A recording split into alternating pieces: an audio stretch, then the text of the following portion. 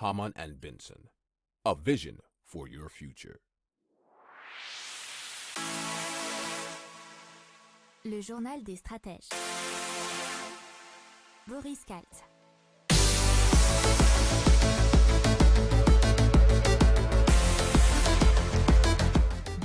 Bonjour à tous et bienvenue dans le journal des stratèges consacré aujourd'hui à l'énergie. Alors on va parler d'une crise énergétique, on va parler aussi des interrogations de RTE sur l'approvisionnement électrique, d'une controverse sur la sortie du nucléaire en Belgique, d'une énergie nucléaire nouvelle génération, puis aussi de l'autoconsommation grâce à des batteries thermiques pour l'énergie solaire. Vous écoutez le journal des stratèges numéro 212 et ça commence tout de suite. Hamann and Benson, a vision for your future. Le journal des stratèges. Alors c'est l'économiste Jésabel Coupé-Soubeyran qui s'exprimait auprès du micro de France TV Info.fr et qui a estimé que la BCE n'est pas complètement hors jeu dans ce qu'elle fait au niveau économique, mais que le problème dépasse la seule politique monétaire, au sujet de l'inflation notamment. Alors elle pointe surtout un problème d'offre dû notamment à une crise énergétique profonde qui est selon elle appelée à durer et à peser surtout sur les prix.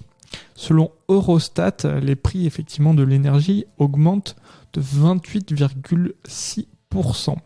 Alors, elle a aussi relevé que la demande d'énergie fossile de pétrole continue d'augmenter alors que la ressource s'amenuise. Les prix montent et c'est donc le reflet de l'incapacité des pays du monde entier à opérer une transition énergétique. Hamann and Benson, a vision for your future. Le journal des stratèges. Et donc RTE s'est exprimé pour la sécurité d'approvisionnement électrique en France. Alors RTE, on rappelle, c'est le gestionnaire du réseau électrique à haute tension français qui a annoncé maintenir son diagnostic de vigilance pour la fin de l'hiver dans un contexte de situation dégradée du parc de production, tout en jugeant favorables les prévisions météorologiques à court terme. C'était dans un article deséchos.fr. Alors, l'approvisionnement en électricité a jusqu'à présent été assuré sans recours aux moyens exceptionnels, malgré la faible production du parc éolien et surtout une disponibilité du parc nucléaire historiquement basse. Et bien sûr, on vous en a déjà parlé à plusieurs reprises dans le journal des stratèges.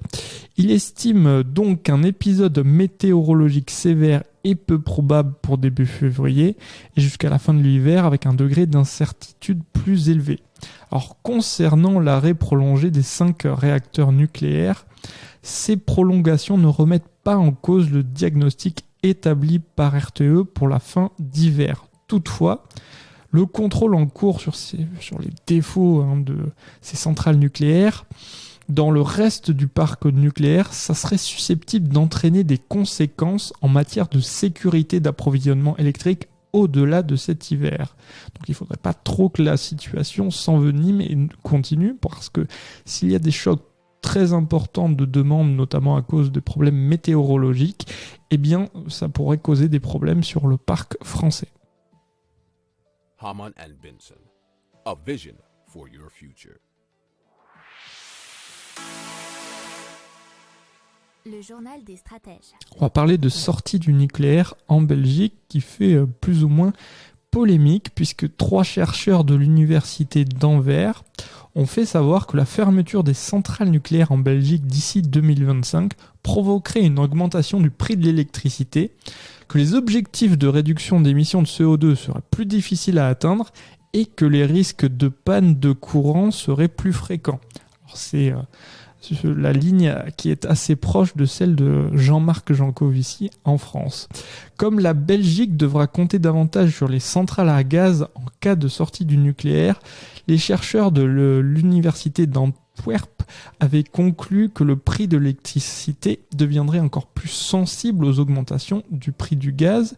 Et c'était dans un article de lesoir.be. Les sources d'énergie renouvelable, quant à elles, nécessitent des investissements importants et le coût devrait également être pris en compte.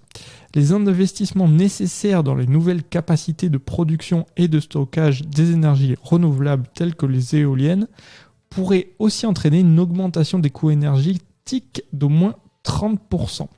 Il faut aussi savoir qu'environ un tiers de l'électricité requise sur une base annuelle devrait être importée, pour la Belgique bien sûr. Alors, ça reste une forte dépendance du coup vis-à-vis des voisins européens et un des chercheurs se demande si les pays voisins pourront effectivement avoir de tels excédents. Et si vous prenez la France effectivement en ce moment qui était massivement exportateur d'électricité, ben là ça pourrait être aussi compliqué à cause de leurs problèmes bien sûr pour les centrales nucléaires. Hamann and Benson, a vision for your future. Le journal des stratèges. Allez, on parle de centrales nucléaires, mais nouvelle génération, puisque une centrale atomique classique produit de l'électricité en continu, en grande quantité et sans émettre de gaz à effet de serre. Mais bien sûr, elle génère des déchets radioactifs et qu'on ne sait pas encore bien stocker. Alors Transmutex a une solution, c'est de remplacer l'uranium par le thorium. C'est un métal qui est faiblement radioactif et qui est surtout présent en abondance dans les roches de quasiment toute la croûte terrestre. Alors l'uranium par exemple est employé comme combustible nucléaire, mais il est extrait de seules mines kazakhes, australiennes et canadiennes. Avec cette solution, le thorium, il serait donc beaucoup plus bon marché et plus facile à trouver, mais il serait surtout fissionné à l'intérieur d'un réacteur maintenu en état sous-critique et alimenté en neutrons par un accélérateur de particules.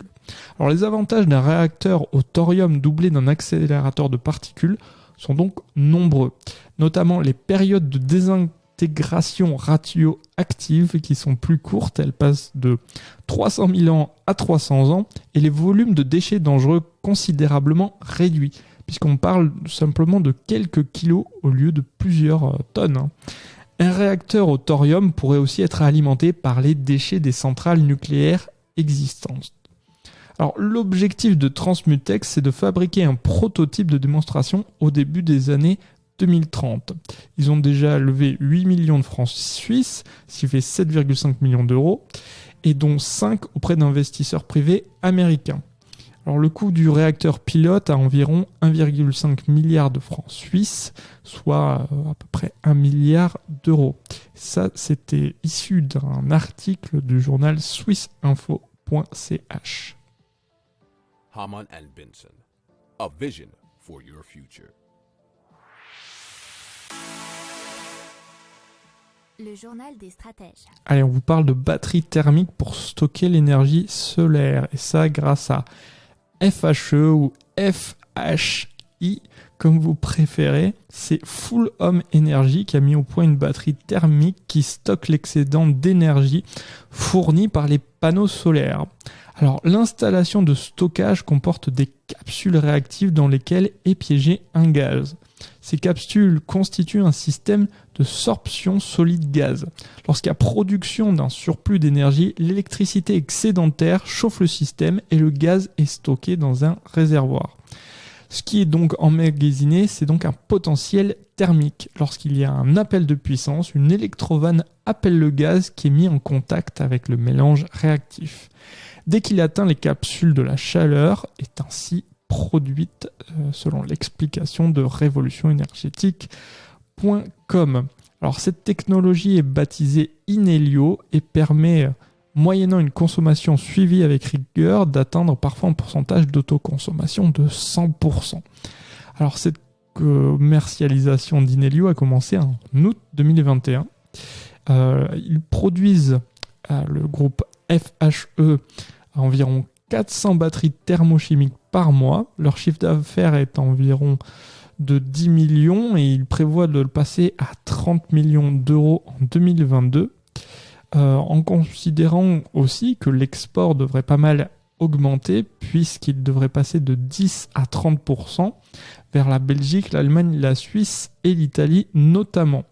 il y a déjà 34 000 foyers qui utilisent les solutions connectées du FHE Group. Hamann and Benson, a vision for your future. Le journal des stratèges. Voilà, c'est tout pour aujourd'hui. Je vous dis à demain pour plus d'informations et je vous souhaite une très bonne fin de journée. Ciao.